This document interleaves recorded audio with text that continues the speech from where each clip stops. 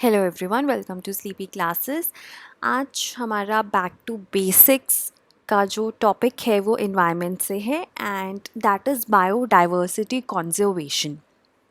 Now देखो, जब हम बायोडाइवर्सिटी कंजर्वेशन की बात करते हैं वो इसलिए इतनी इम्पॉर्टेंट हो जाती है क्योंकि आजकल बहुत सारे कारण हैं कि हमारी जो बायोडाइवर्सिटी है वो ख़तरे में है। वो कारण वेरी करते हैं कि हैबिटाट ही नहीं रहा। ठीक है, फॉर इंस्टेंस अब जैसे हम कहते हैं कि एलिफेंट्स हैं या टाइगर्स हैं, मैन एनिमल कॉन्फ्लिक्ट हो रहा है क्योंकि जो उनकी स्पेसेस हैं वो श्रिंक हो रही हैं, उनका हैबिटेट कम कम होता जा रहा है। ठीक है, बिकॉज ऑफ डेवलपमेंट है ना, या बहुत सारे और कारण हो सकते हैं। सड़कें बन जाती हैं नेशनल पार्क से गुजरती हुई, है ना। तो इस वजह से, रेलवे लाइंस की वजह से, तो इन कारणों की वजह से जो बायोडाइवर्सिटी है उसका लॉस होता है क्योंकि हैबिटेट ही नहीं रहता, या फिर फ्रैगमेंटेशन हो जाती है हैबिटेट की, कि जहाँ पे बहुत ज़्यादा एरिया था अब कम रह गया है। बीच में कोई फैक्ट्री आ गई, या बीच में कोई माइन आ गई, या बीच में कोई रेलवे लाइन आ गई, या कुछ भी आ गया जिस वजह से फ्रैगमेंटेशन हो गई।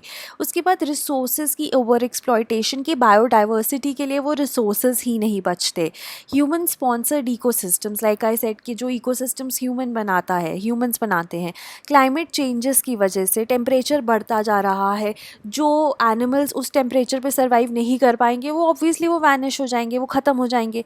पोल्यूशन है, एग्जॉटिक स्पीशीज़ इंक्लूड कर दी जाती हैं, स्पीशीज़ के स्पेलिंग गलत है, I am sorry for that.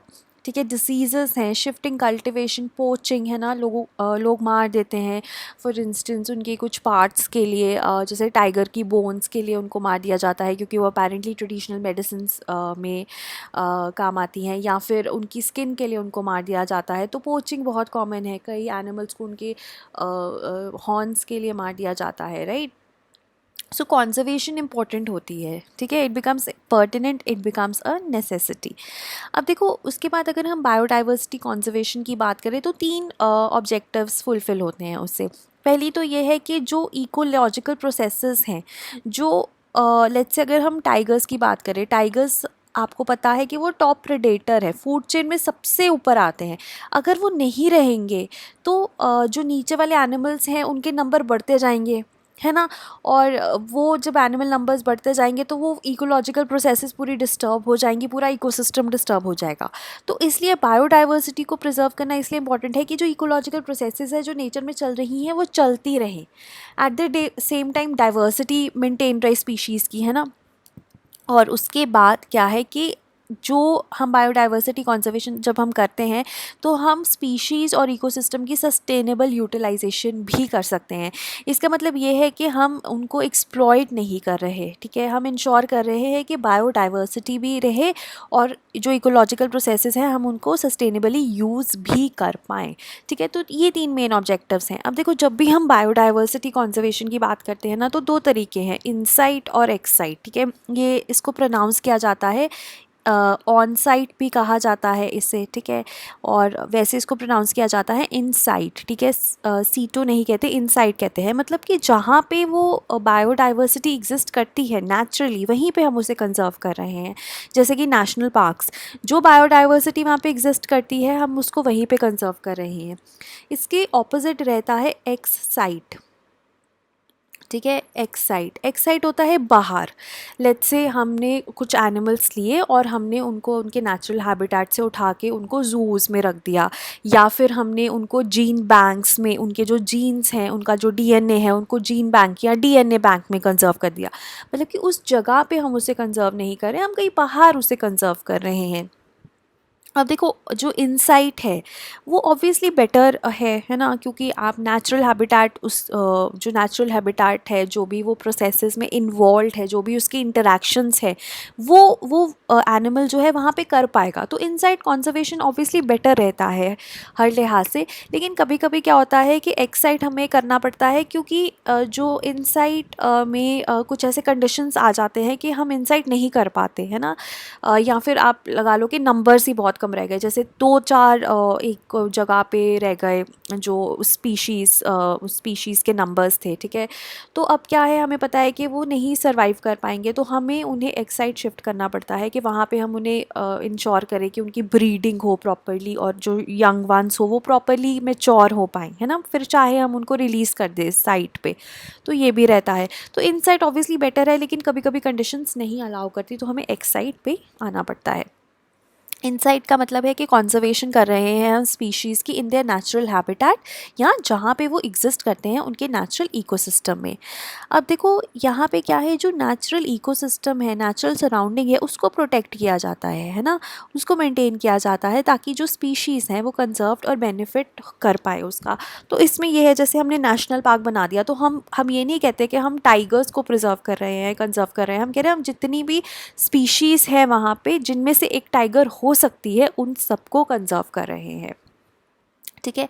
अब जो फैक्टर्स डेट्रीमेंटल होते हैं उन स्पीशीज़ के लिए, उनको रिमूव कर दिया जाता है बाय सूटेबल मैकेनिज्म, राइट। अब एडवांटेजेस देखो, चीप है, कन्वीनियंट है, आपको सिर्फ एरिया को प्रोटेक्ट करना है ना। अगर वो उसी हिसाब से आप एक्स साइट उनको लेके जाओगे तो आपको पूरा इंफ्रास्ट्रक्चर बनाना पड़ेगा उनको प्रोटेक्ट करने से पहले, ठीक है। उसके बाद एक तरह से हम काफ़ी ऑर्गेनिजम्स को प्रिजर्व कर सकते हैं, कुछ नोन और कुछ अननोन, राइट। और बेसिकली ये प्रोवाइड करता है कि जो स्पीशीज़ हैं वो इवॉल्व भी कर पाए, एक तो वो अपने नेचुरल कंडीशंस में ही रह रही हैं, है ना, और at the same time they are evolving also, तो वो उनका जो प्रोसेस है वो चलता रहे। तो काफ़ी एडवांटेजियस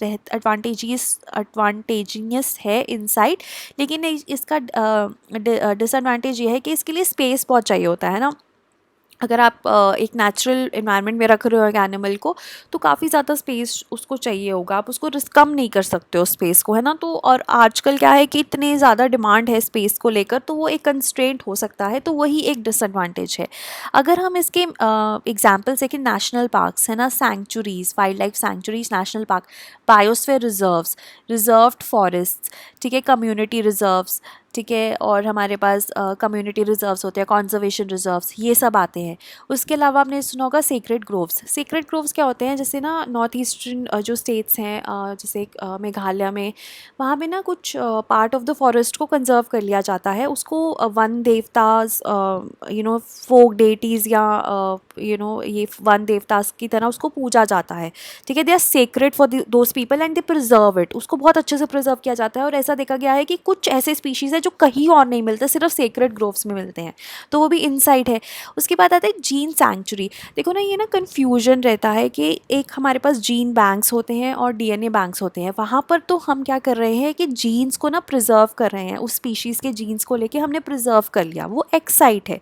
ये इनसाइट कैसे है, जीन सैंक्चुरी बेसिकली एक एरिया होता है। फॉर एग्जाम्पल मेघालय में एक दिल्ली का एक इंस्टीट्यूट है जिसने मेघालय में एक जीन सैंक्चुरी बनाया है टू प्रिजर्व सिट्रस फ्रूट्स। तो वो gene sanctuary is like a part of a national park, a part of a biosphere reserve. वहाँ पर बेसिकली स्पेसिफिक स्पीशीज़ को प्रिजर्व किया जाता है, तो उसको कहा जाता है gene sanctuary. So gene sanctuary is very much like a national park और biosphere reserve, a part of that, ठीक है। और ये एक तरह से जीन बैंक या डीएनए बैंक के साथ नहीं होता, लेकिन जीन वर्ड आ जाता है तो लोगों को लगता है कि इनसाइट नहीं होगा, एक्साइट होगा, लेकिन ये प्लीज़ ध्यान रखिए कि जीन सैंक्चुरी इनसाइट है।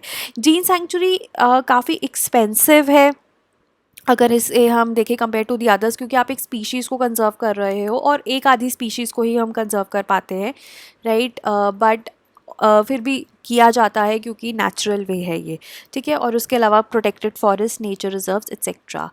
देन एक्साइट की बात करें कि एक्साइट है कि पार्शली और होली कंट्रोल्ड कंडीशंस में हम प्रिजर्व करते हैं, कंजर्व करते हैं, जैसे जूस, गार्डन्स और नर्सरीज़ में।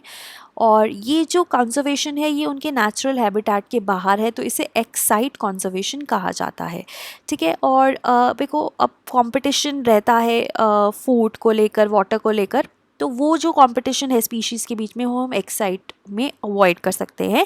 सो ये एक सबसे इम्पॉर्टेंट एडवांटेज है एक्साइट का।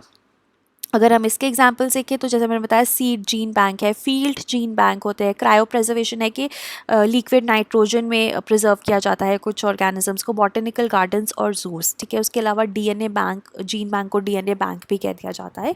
सो ये हमारे पास एग्जाम्पल्स है एक्साइट और इनसाइट के। आई होप आपको समझ में आ गया। कुछ डाउट है तो प्लीज़ कॉमेंट्स में मुझे बताइएगा।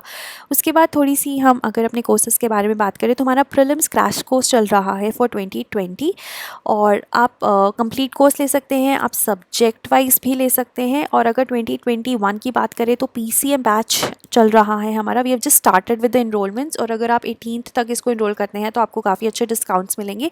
अब ये 2 मॉड्यूल्स में आता है, विद और विदाउट आंसर इवैल्यूएशन, राइट। और उसके अलावा इंस्टॉलमेंट्स भी अवेलेबल हैं।